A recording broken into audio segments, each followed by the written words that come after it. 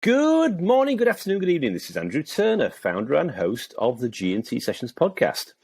And today we're flying in the G&T Sessions helicopter into mainland Europe. And we've now got a lovely person, Justin Vaughan-Brown. Hello, Justin. Hello, Andrew. Great to talk with you today. Welcome to the show. Thanks for coming on. I know you're working in a very, very interesting and topical area, and we're going to get into that in a bit. But for those people who don't know who Justin Vaughan-Brown is, or JVB, as we could not call him nickname-wise. That's very true. So there's AJT and JVB. How would you introduce yourself? Can you just introduce yourself to the audience that is listening today?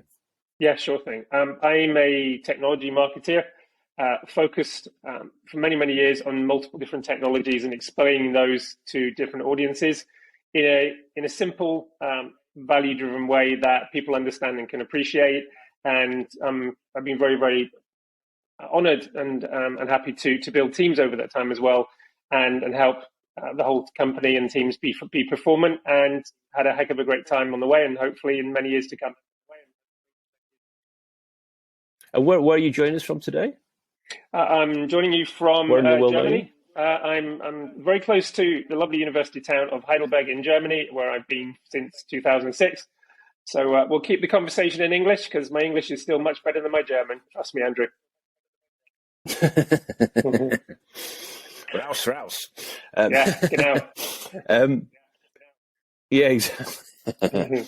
Well, no, it's interesting because I spent a bit of time there as well. Obviously, it's a nice place, Heidelberg. It's got some it's a lovely cobbled streets. So and walked those streets many, many years ago, and in the heady times.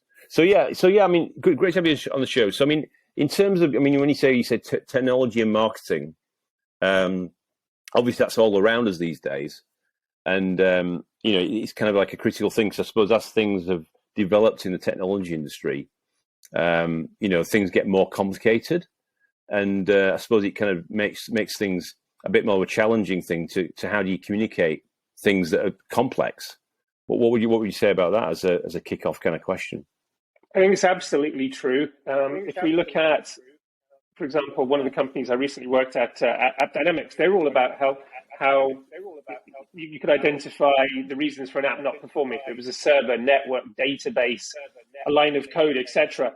Well, if you drilled in a couple of layers down into the product, it got pretty technical, and a lot of people could kind of glaze over. So the way I would just explain it to friends and family or other companies or people in my network was, you hold your phone and say, look, do you ever get really annoyed when your app's not working? You want to swear at it or throw your phone out the window? Well, we stop that happening. We find out exactly what's gone wrong, and we help the people who are providing the app fix it and make it better for you. So it basically improves your quality of life. How about that? Makes you less stressed, makes you less hassled. And then people kind of can understand it conceptually. So what I've tried to do over the years is always come in at the highest level and then wait carefully to see how deep people can go. I mean, I can't go to like a 10 out of 10 deep. I can go to a certain level, and then I kind of hand it over to the people who live and breathe the technology day in, day out. And that comes out to actually one of the other points that I wanted to make is, I think if you're marketing, never overclaim your knowledge. Never pretend you know more than you do, because you'll get found out and you lose your authenticity and credibility really, really fast. So I've never professed to know more than I do, trust me. But would you classify yourself as your origins? Would you classify yourself as a technician or as a marketeer? What came first? Definitely the marketeer. So when I was younger, I was a bit of a film buff. I was one of those sad teenagers who, when my friends would watch a movie, they'd go off and see, like, I don't know, Beverly Hills Cop or Die Hard, and I'd be wanting to watch some French subtitled period drama or whatever else, or artistic auteur masterpiece or something. And I always wanted to get into filmmaking. So I got accepted by the London International Film School, and decided fantastic.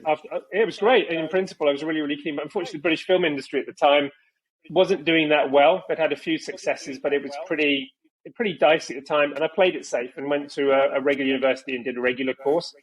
But I've never lost that desire to try and tell a story and be interested in the creative side of things. So I moved into advertising, recruitment advertising, which wasn't that cool or hip, but you learn all the basics, mission statements, key messaging, differentiators, all those kind of things, value propositions.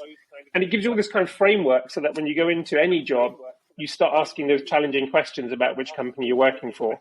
And what I've tried to do with each company I've been at is try and get under the skin of that and make sure you've got a really, really clearly articulated value proposition. Right. So what? Yeah. Okay. So it's interesting then. I suppose if you are then marketing technology, then how do you know the technical side of it, or is that something you have to work with other people on? Is that kind of you act as like an interpreter of using words and images and I suppose video as well to try and communicate that? That example you gave with the mobile phone. So you give an example where you're actually making it more understandable, more digestible. So it's like a curation process, I suppose, to a certain extent. 100%. You're making it more relatable, and kind of when you go overcoming the so what, or you can do this like, you've lost me. It's all right. And what is your point? So if we look at, for example, when I come to any company, number one, and I was kind of remiss the first few years of my career when I did this. I kind of didn't wing it, but I skimmed it, and I didn't really get under the surface. And then I vowed about 15 years ago that I wouldn't do that again. I'd really get under the skin of the product in the first few weeks. So in most cases, if I could be able to demo it and ask those challenging questions around R&D or work with a buddy, sales engineer, who'd help me truly understand how it functionally worked. You wouldn't go super deep dive, but you feel comfortable enough that you wouldn't get caught out. And that was so helpful later on with credibility. So with product management or with new releases, you'd actually be able to say, oh, you're doing this because of that, or that fits in because of here. And that's really important when you're talking to real hardcore technologists, that they think, at least you've got a vague idea of what we're talking about. Otherwise, again, to my earlier point, you just lose respect. So you've got to put in the hours in any job to really kind of break the back and understand it conceptually. And then you've got the core foundation you can build up on over time. Yeah, exactly. So that's about, I suppose, working as one team, isn't it? Because you can't know the in-depths of it, but you can obviously, and I suppose the superpowers you've got and the superpowers they've got, it's a combination of that to actually get the message out there to your target market and your target customers.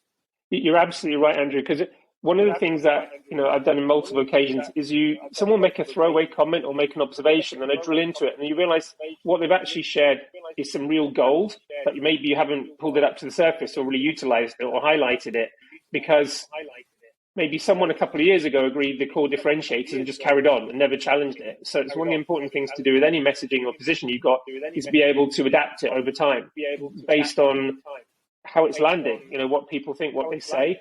So no, I completely agree. And those kind of people can become invaluable.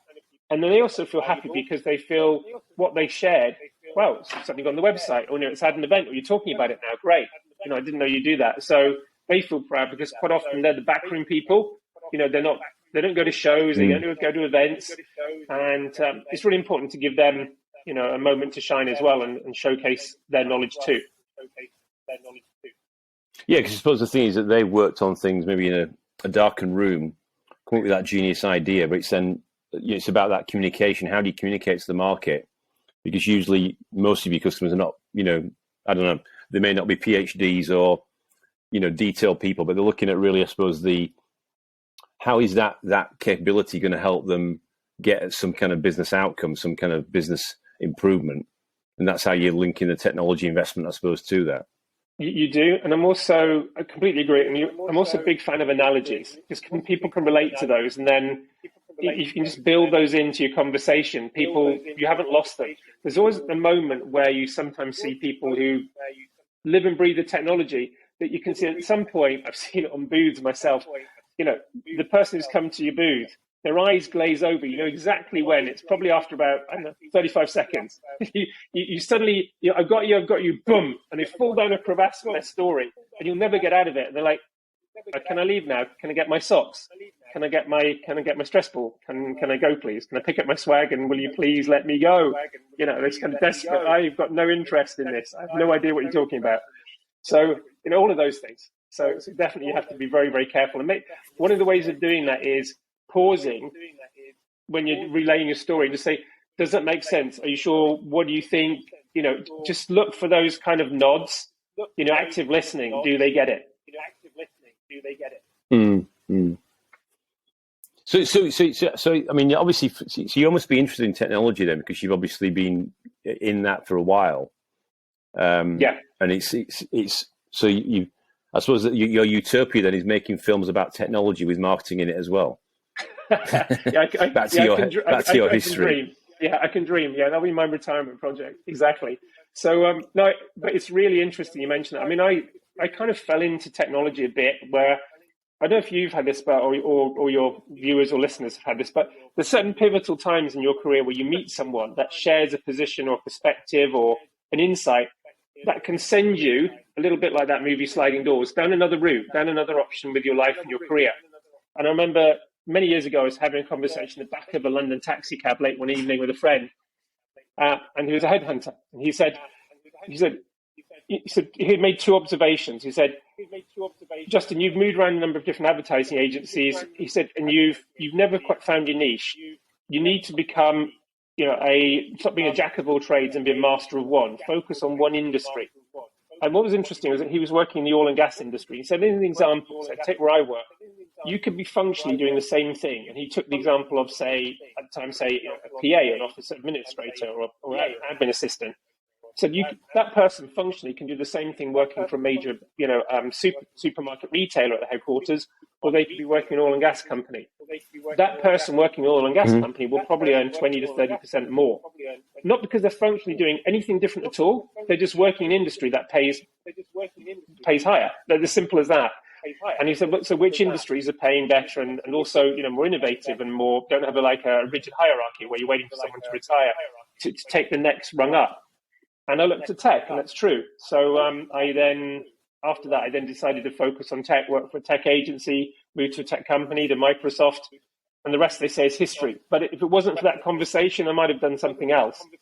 But I'm glad I did, and I never would have thought, even kind of at uni or school, I'd have gone into technology. But it served me well, and it's been a constantly innovative, dynamic industry, which puts you under a lot of pressure. It's never easy, but it can be incredibly fulfilling. So yeah, that's how I kind of got into it. I mean, are you saying it's more like a meritocracy, the tech industry, would you say, or? Yeah. No, in the good cases, you still get cases of cliques and some nepotism, but generally, just because it's so quarterly driven and so ultra competitive, unless you're very lucky or sneaky, you can't really hide for long. You get found out and you have to prove yourself. Yeah. Okay, cool. So I mean, in terms of the current things you're working on, what's taking up your time? What's occupying your mind? One of the biggest things is how we continue to take the story of what the company does and make it understandable in a really competitive space. So, right now I'm working in cybersecurity, which is super competitive. It's a buoyant industry, but a little bit like the gold rush in the late 1800s. You got a lot of prospectors there because there's gold in them there hills. They head off down and everyone piles in. So there's over 3,000 cybersecurity companies in the world, all fighting for that share of wallet of a CISO and those organizations. 3,000, wow! Over 3,000, yeah. It's just unbelievable. So you've got to be really, really focused on your value proposition and your real differentials in a very, very busy, congested market. So one of the things I'm really focused on is how you tell that story and how we showcase deep learning, which is what my Deep Instinct is uniquely known for. Is they've got the only purpose-built deep learning framework designed for cybersecurity to prevent malware, ransomware, etc. So the wider question I'm involved in, whether it's videos or it could be podcasts, it could be webinars, could be presentations, could be development on the website, is how do you communicate those benefits of deep learning to an audience that also, they've heard of Chat GPT now. AI's been around for a good number of years. Is it yet another technology, and how do you position it? So that's what I'm really, really focused on. And one of the ways that we're approaching that is, you talked about a little bit before on the messaging side, is when I've hosted some CISO dinners, one thing that I've learned is you start with something that's common to everyone. So when I get up, instead of saying, who knows what deep learning is, I actually say, hands up who's got a Netflix account, hands up who's got a YouTube account, or hands up who last ordered something from Amazon in the last few months. And pretty much 90% plus people all around will put their hands up. Occasionally you might say, any of you drive a Tesla? There might be one or two, depending on which part of the country you're in. But you get those kind of nods, and you're keeping them in that world of familiar that they know, and you don't make them feel awkward. So you mentioned that, Netflix use deep learning to surface and make, use their recommendation engines to show you TV programs or movies based on your previous viewings that you might like. Same thing with YouTube. Then you've got Amazon, who use it obviously for recommendations around shopping. You've got obviously with the autonomous cars, with Tesla, etc. And Facebook and others also use deep learning.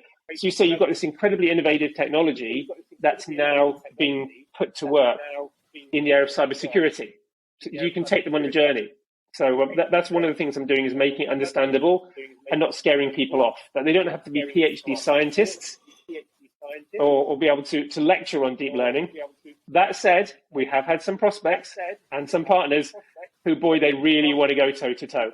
And we've had to bring in some of our hardcore experts from Tel Aviv for certain conversations, because it's way above my head and way above even some of our most experienced sales engineers' heads, if you really want to go to that level. But that's a rarity. Usually just people want to get a basic feel for it.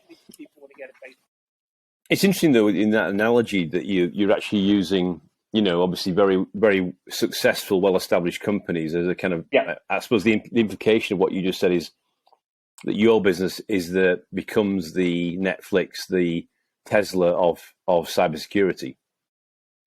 That implication of writing that great hope, narrative. But, that would be nice outcome. Goal. Yeah, it would be a nice outcome. Yeah, you're not wrong.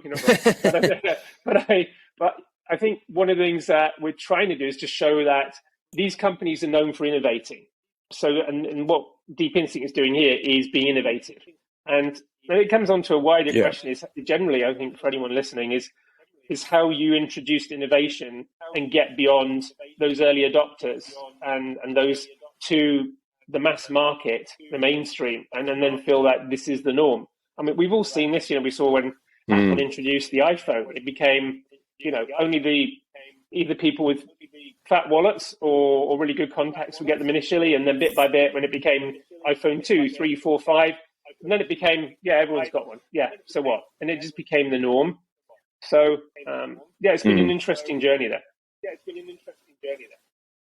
Yeah, I suppose it's just the session that I had a bit earlier today was actually talking about the cross the chasm with Geoffrey Moore kind of analogy as well, for some other topics. So what you said is it's still very relevant, and also as the technology becomes more complex, it is actually how do you actually, you got the raving fans at the beginning, how do you actually get them to get to be a kind of mass adoption?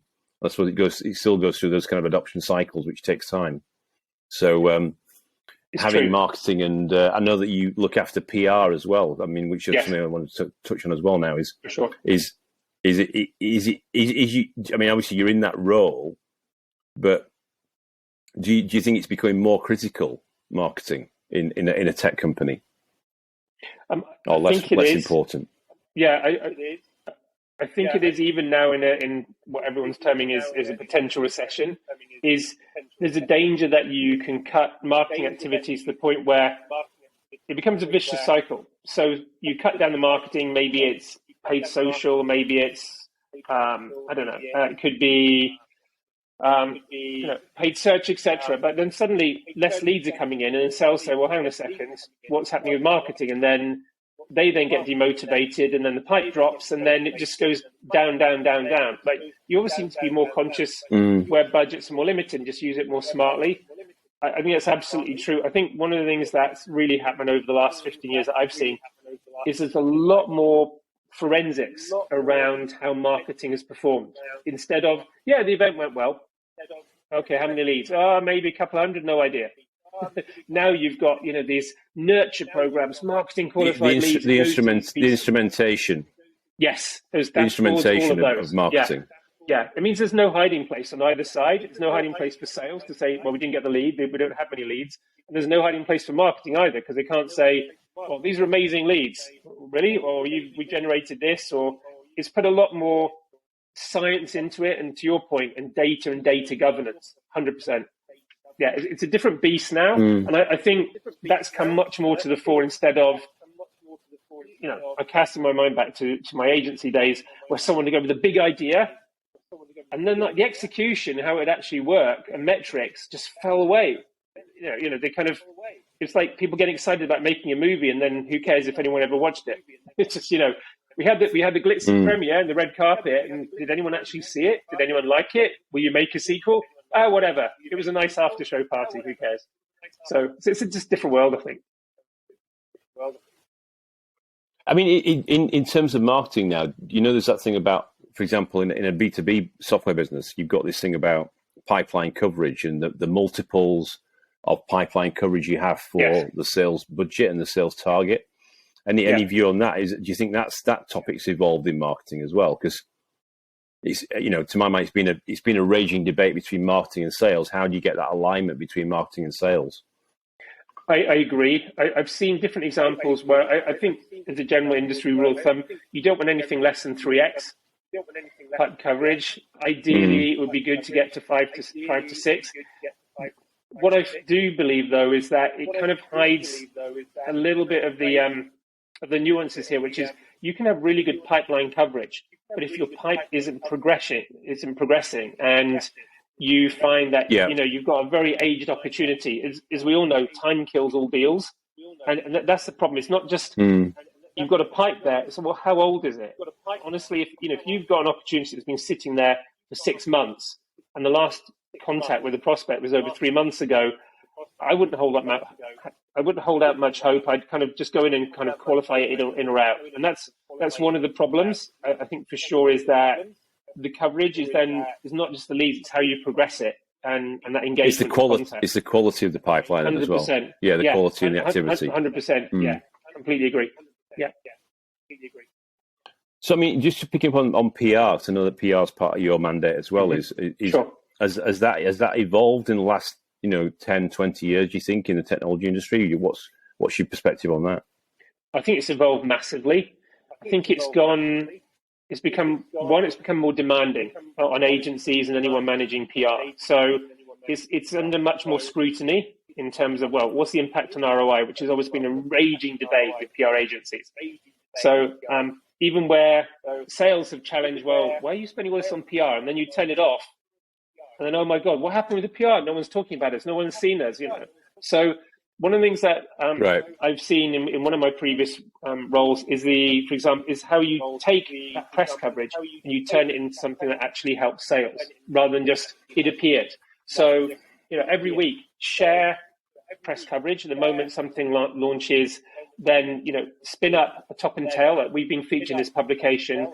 And this happened, for example, now is at AppDynamics. They're very, very good at that. They did what was called PR for PG, PR, public relations for pipeline generation. So as soon as there was a piece of press coverage, either directly in-house or the agency would spin up, a tweet, a couple of optional LinkedIn posts that could then be published and shared and given to sales for them to share themselves on their own LinkedIn network with prospects, but also by email. And that worked extremely effectively. That's happening again with my current company, with Deep Instinct. Same thing. We're pushing that out, and we actually use a social media platform called Bamboo, which means, and this is a really important thing as well, it means that any press coverage that you've got, you can share, and we've already pre-packaged that for comment. If you want to adapt it or personalize it, you can. But it means you can be pushed out. You can time when you want that to go out as well, rather than sending out 3 LinkedIn posts at the same time. So that's really important because it does 2 things. One, it makes it easy for sales. And 2, it means that they don't start spinning up their own posts. Because if you look at a technical topic like deep learning, the last thing you want is a salesperson giving their own kind of hacked out version, which may not be accurate, and then sharing it, or some comment, which, given some of we talk about hardcore techies in the industry, the last thing you want them is to reply on the LinkedIn post to say, completely disagree, that's just trash, completely dissing the post. and then suddenly you're in a world of pain because you're trying to justify it in like getting into debate or an argument. Like, why did you even publish that in the first place? So that's really, really important. But I agree. So you've also got that, and plus in PR, you use a thing called share of voice. Like compared to the competition, how much of the noise that's out there are you taking up relative to others? And that's really, really important as well. But you also have to be a realist, because if you look at the big 800-pound gorillas in the market, you're never going to have the biggest share of voice of them than them, unless you've built a brand that competes or you're a really hot company. So it's definitely got harder, it's got tougher, it's got more metrics driven, and it's got a lot more, I'll flip it the other way. It's got less fluffy. It's got less, oh, this is so creative. Wasn't that great? Right. We got to, we were in this publication. And it's definitely changed. It's got tougher. So what you're saying generally marketing is getting better instrumented because it needs to be, and also it's getting, yes. And PR as a subsection of that is also still viewed as essential. And your experiences, it's like, how do you share the love? How do you share those really good coverage? Because I suppose it's that thing about social selling, isn't it? Because people are using the platforms as social selling. And how do they share that as an ongoing basis, to keep the traffic going, keep the interest, keep top of mind? Yeah, I think that's happened. We even see it with people outside of tech being held up to a greater inspection level. Even, what are you doing each day, reporting in? It's just that level of granularity in going in is just there much more now. And those metrics, which in some cases, some CMOs or some CROs or CEOs are actually wanting daily or weekly updates metrics instead of end of the month. We'll pile this all in. It's just in real time, what are we seeing? And so it makes life less fun in some ways, but it's more objectively defensible what you're doing. It's more robust, and it stops some people winging it. Well, you're making marketing less. It's more operational, isn't it? I suppose it's more absolutely. You're right. Rather than looking at the monthly review retrospective in the rearview mirror, you're actually, because if you're actually getting that feedback cycle, it allows you to be more agile and respond to the market quicker anyway, and see which ones are getting which messages are getting cut through, I suppose. Exactly. So say, for example, you could do A/B testing with an email and then find out which ones perform best in the kind of a small pilot area, and then send it out to a wider distribution list. Completely right. So jumping back on the topic of, I know you mentioned deep learning a few times. I mean, for the lay people on listening to this podcast episode, how would you describe deep learning? You said about the recommendation engine, but what would be is there kind of like a bit more detail you could share on what it actually is? Yeah, sure. So the closest way to kind of compare it is, let's compare it, say, to machine learning. So it's a machine, first of all. So within it, if you think of AI as a big egg, you've got, first of all, you've got machine learning, which is a more kind of popular, more commonly used technology in so many areas, also especially in cybersecurity. And then if you drill down into deep learning, which is the most advanced form, there's some fundamental differences. So really quickly, machine learning is all about training. I'm going to keep this really simple. Training a computer to recognize certain things. And generally it needs a human to do that. So let's use the example of helping a computer tell the difference between a dog and a cat. So you can tell the computer, look for this shape: eyes, tail, nose, and so forth. Over time, then it will learn. Mm-hmm. But the challenge comes when it doesn't. There's a dog that comes along and it has to choose: is it a dog or a cat? And it's not really sure. And also, it can get difficult recognizing certain images that it hasn't seen before or isn't aware of. And it's also then very dependent on a human being the person saying yes, no, yes, no, yes, no. The difference, and it works in a very, very small amount of data, like 2-3% of available data, because humans have a limitation of what they can process themselves. With deep learning, the big difference is it's more works like a brain, like deep neural networks and neurons in a brain, to come to certain conclusions. And the way it's doing it is that you have inputs, hidden layers, and outputs. And I'm going to keep this really simple. You basically, as you feed a greater amount of data, 100% of available raw data into the model, you then push it through, and then you see the outcomes. And then what you can do is you basically have different weightings and adjustments to then keep tuning it to get the desired output.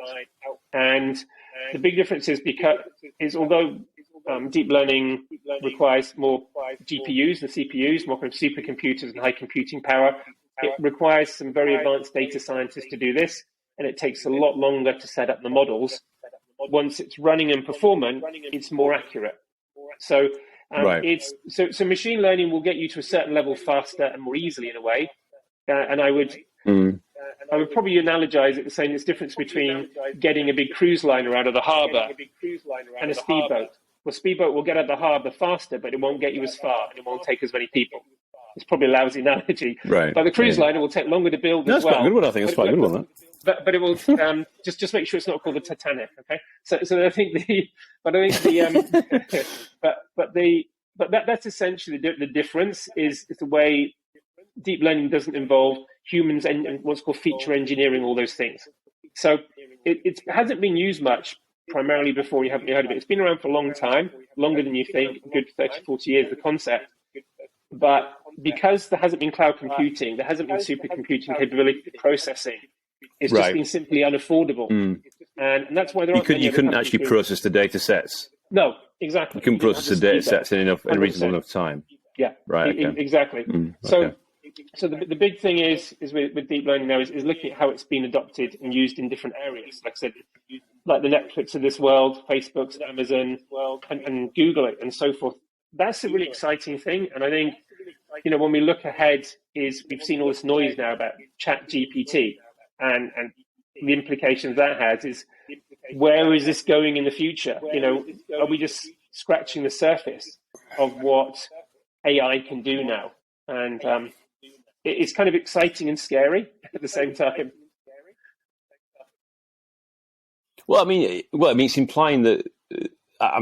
As we've probably both seen over the last so many weeks, is that the amount of coverage on Chat GPT or the GPT engine, and the corpus that it's got, and then there's obviously GPT-4 that's coming along, which is going to have even 10 or 20x the corpus.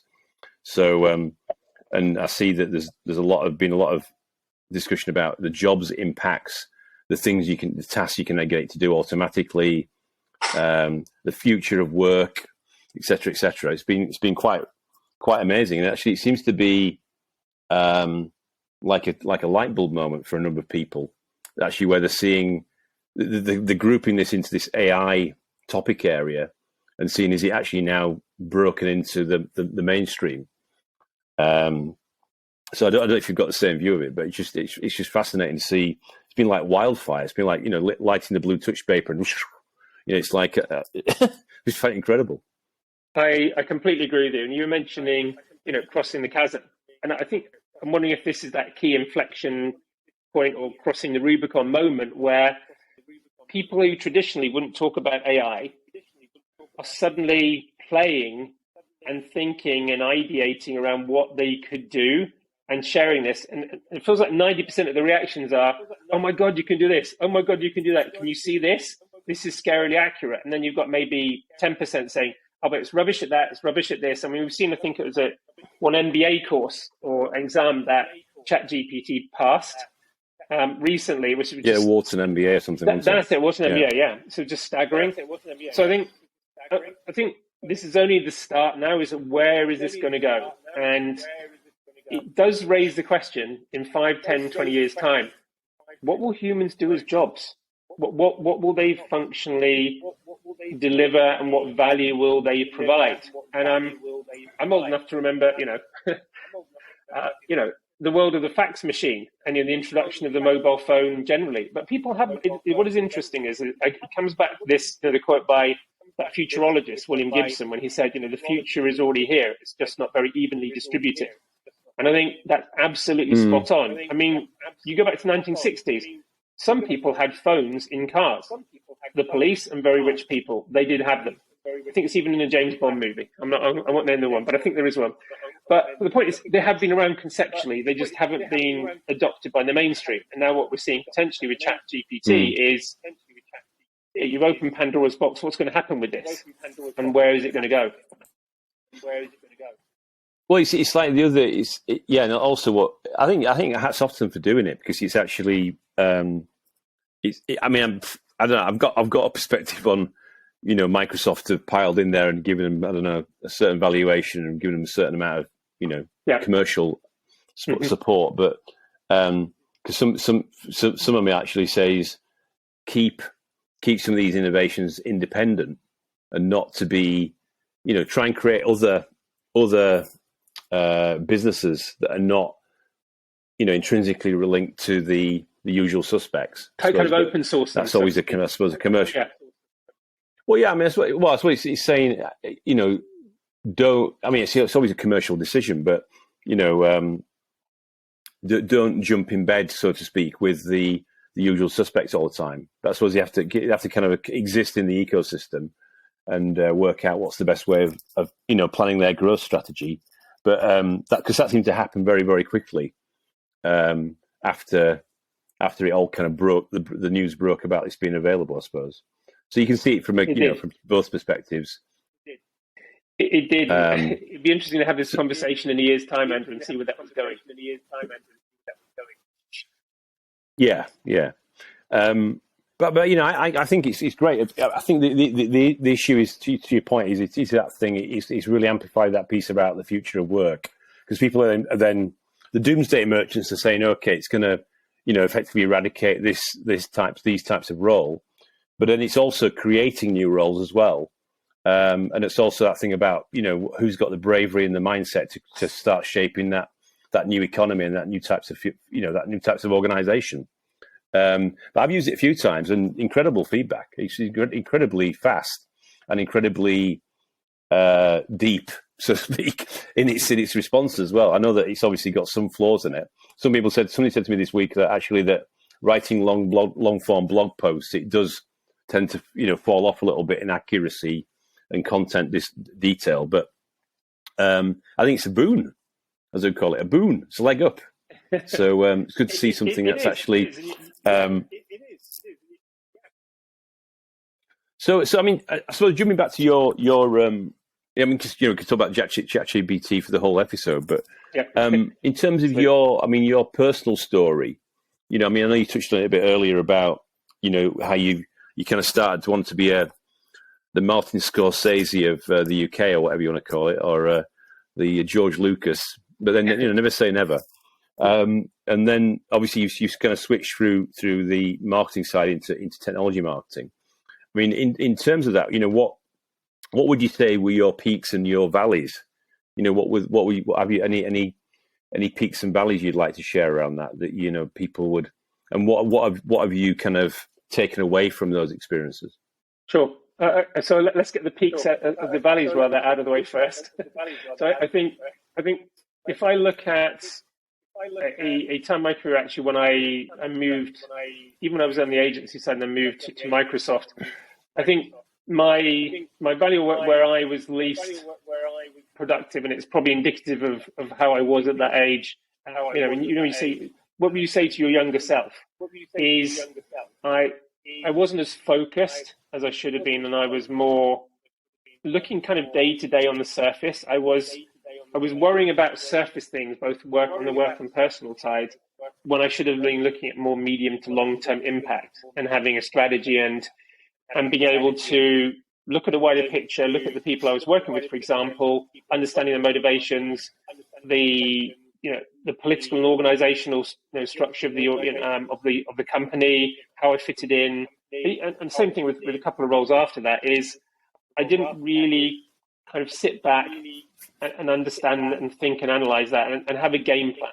And it was a little bit hit and miss. In some cases, I did fine. In other cases, I never really crashed and burned, but it was just wasted cycles and not good focus. And I have to credit one of the key people in my career that really helped me. There's a guy called David Gregory who was working at Microsoft when I joined, and he was an incredible mentor. We first worked for Microsoft in the area of counterfeiting and software licensing and piracy, which was incredibly interesting topic to be in and absolutely fascinating given the challenges there. But the main impact that David had was he was an incredible mentor who got me more thinking about how I even manage my life and He was really, really good with that. And that helped me just pause. And at the same time, parallel, Microsoft sent a bunch of us in the marketing team on a Stephen Covey course, the 7 Habits of Highly Effective People. And it was like a 2.5-day offsite course when companies have budgets to do those things. So anyway, it was incredibly valuable, breaking down everything I'd known and thinking, when they start with, begin with the end in mind. You think about your own funeral, which is a pretty sobering thing, and how much of your life you still have to live and what people would say about you. And my God, that really resonated. I was like, wow, this is a bit deep, but it really got me thinking about my interaction with people, values, the whole sharpen the saw, constant improvement. And although I wasn't at Microsoft for a long, long time, I took a lot of those learnings and applied it to both my personal and work life afterwards. And that helped immeasurably. And it also then reading books on, for example, emotional intelligence, again, helps. So you can apply all those learnings to even buying a train ticket, going to a shop, getting a takeaway, whatever, sitting down in a restaurant, as much as anything you do with work, how you work with your, family and relations and all of those kind of things and how you interact.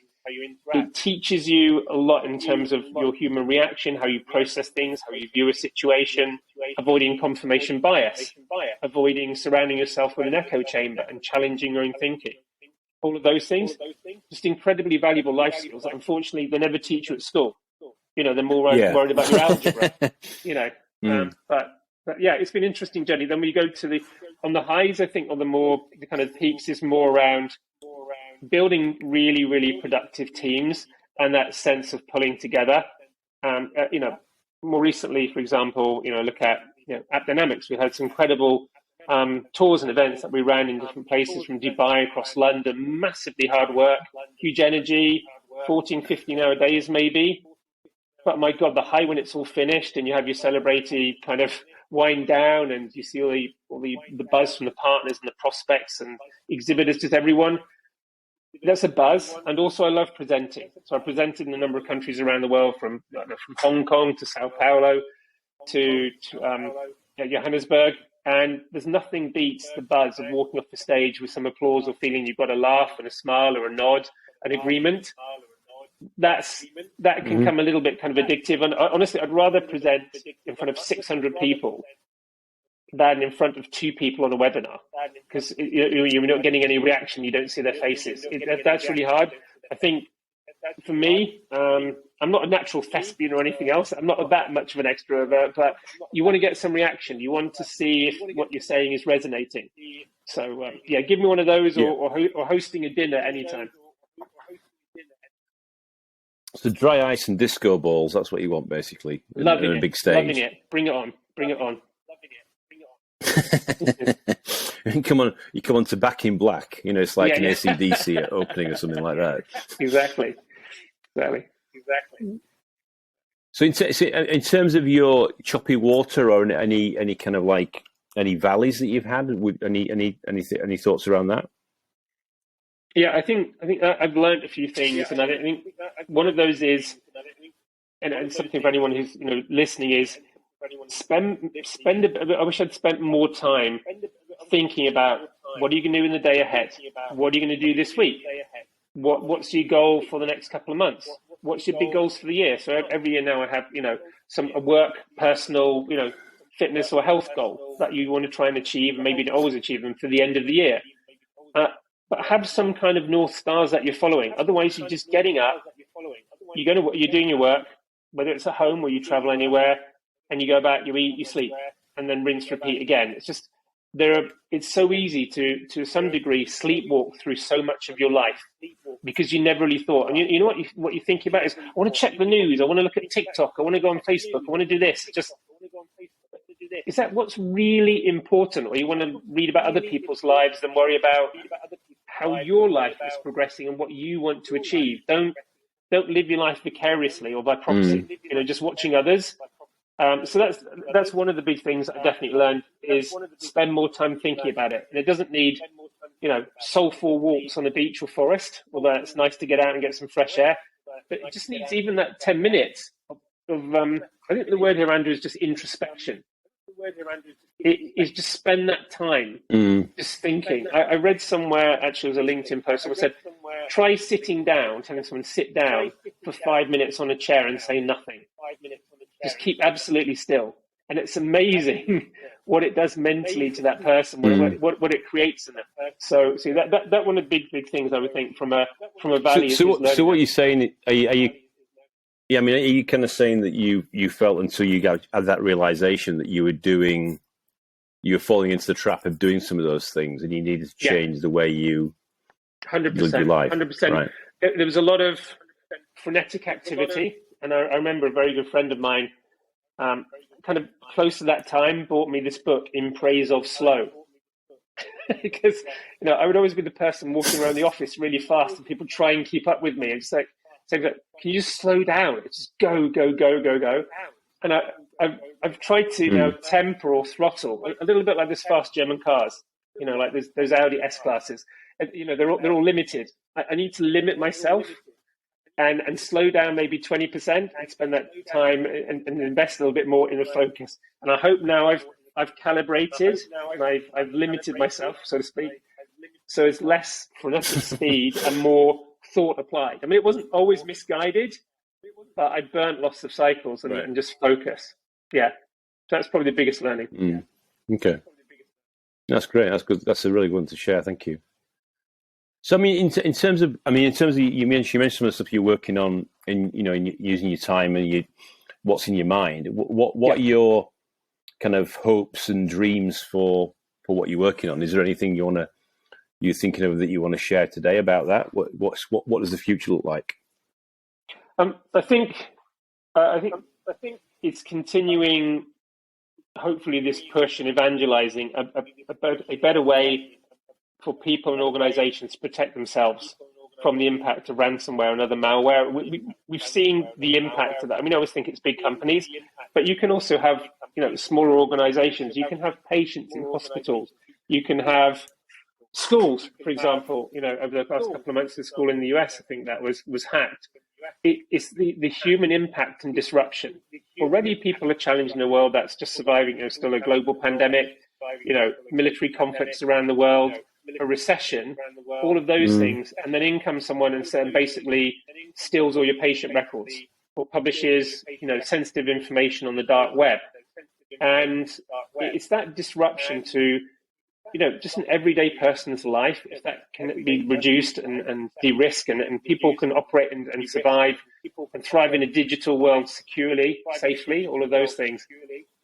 That's, I think, a good aspiration for anyone, and for any company, and not just the company I'm working for, is to do that, because those are the bad actors, those people who are literally trading on misery and stress and becoming very, very rich and hiding away in certain parts of the world, away, and either being allowed to do what they do, or people turning a blind eye, or just hiding very, very cleverly. And I think one of the observations here is these are smart people. Some of these are run actually like normal businesses with daily stand-ups, reviews, performance assessments, promotions, salary rises. All of these, they just do something that's really bad. But they're not some hoodie in some rusty garage in the middle of nowhere in somewhere that you can't even pronounce. That's not the reality. In many cases, it's very, very different. They actually work in normal offices, air conditioned, whatever. Rows of them, that's what they do, but they just do bad stuff. So it's evangelizing that.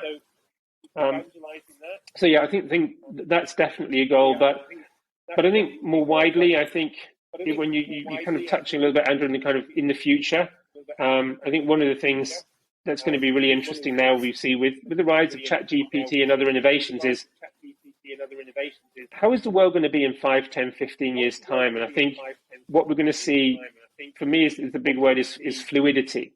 We've already seen we'll be all on Mars by then. That is true. On Mars by going to Elon. That is true, and we can wave to Matt Damon, and then exactly. So, but listen to some disco music with him.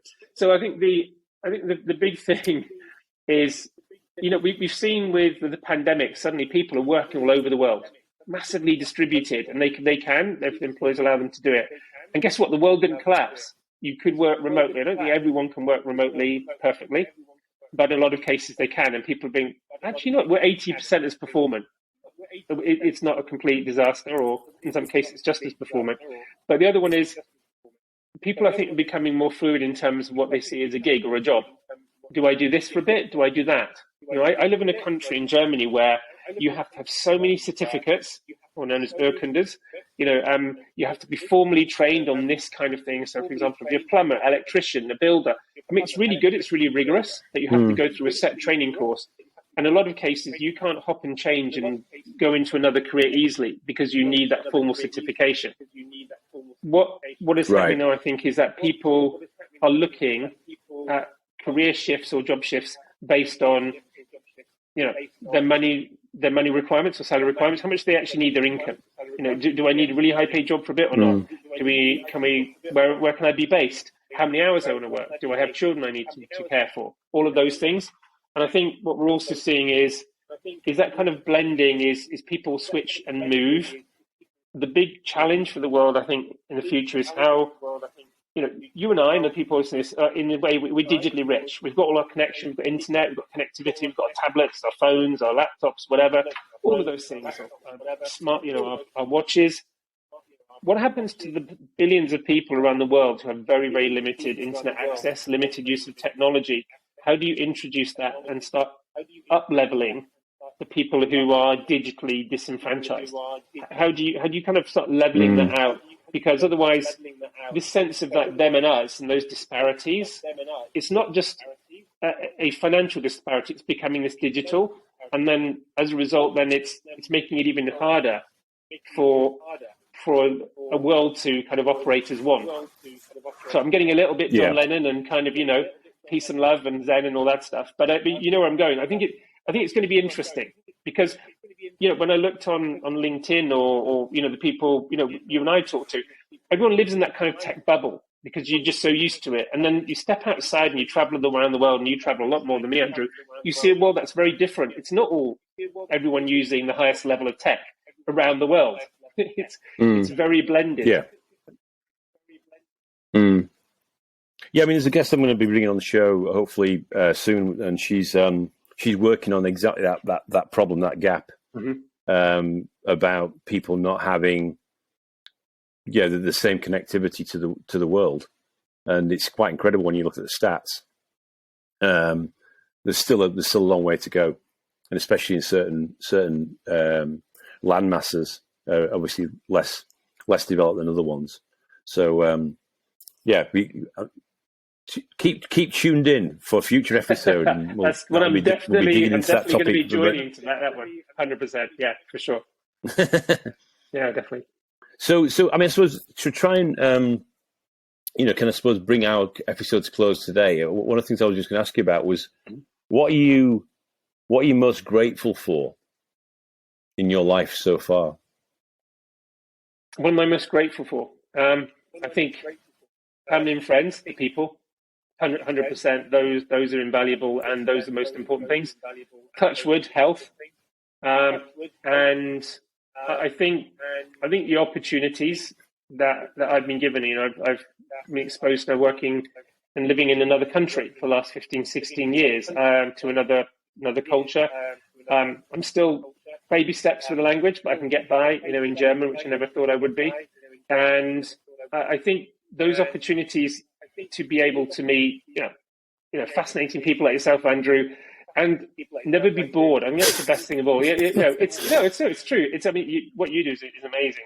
And I think the thing for me is, pleasure, and I mean it. I think I would rather be around people where I can have an engaging, robust debate than sit around with someone just nodding and having a cup of tea. I want to be stimulated and energized by the people around me. And I've been so lucky to have met so many people of different countries, of different religions, different backgrounds. And I continue to be fascinated by those people and the way that they live their lives. And it constantly reminds you that the way you live your life is completely different to someone else around the world. And there's no right or wrong. It's just simply that's just people's lives. And I find that humanity, that side, incredible. I know we're talking about technology, but it's interesting. The tech business has enabled me to get to experience more humanity. So that's a sneaky kind of bridge I built there. So, yeah. Well, no, that's an interesting point, because I think it's that the whole point about technology progression was trying to help the Earth and trying to help humanity to progress.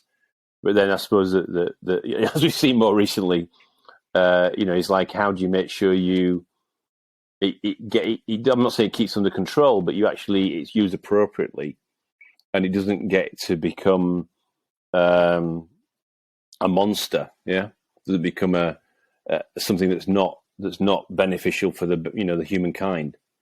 And I think that's the thing that I think me working and being around that, the technology industry, the telecoms industry, the retail industry for a few decades is that's the thing, is how do you make sure that that phrase "rise of the machines," the balance between the human race and the machines, and that's and I know they say that in Hollywood the Hollywood movies are always playing out what's going to happen in the future. They're now going to be they seem to be getting a lot closer to what we actually think, which is kind of like a full circle to where you started as well. So maybe there's a message in there somewhere. It is. I've seen just very recently, I think, another Boston Dynamics video, just what their robots are able to do, and I'm equally amazed and impressed, and then a little bit worried, having seen that episode of Black Mirror with that kind of robo dog, the black and white episode. Great, amazing episode, but yeah, it is sobering. I'll give you an example of that, Andrew. It's a really good point you made. Is facial recognition on CCTV on the street, is that a good or a bad thing?